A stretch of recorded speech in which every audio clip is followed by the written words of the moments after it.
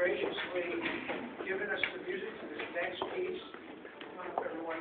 And we have 7 students who are going to be performing with the orchestra on this next piece. This is a piece that is groups they're learning for the Elementary Music Festival coming up very soon.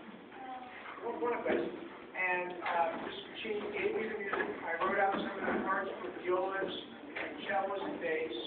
And now we're going to be performing with the lowest students as our soloists. And we're happy to be here at your school and having all of your great musicians that Mrs. Cheney has trained along with us on this next piece. It's called Dona Nobis Pacem. That's Latin. Does anyone know what that means? Teachers even? It means grant us peace.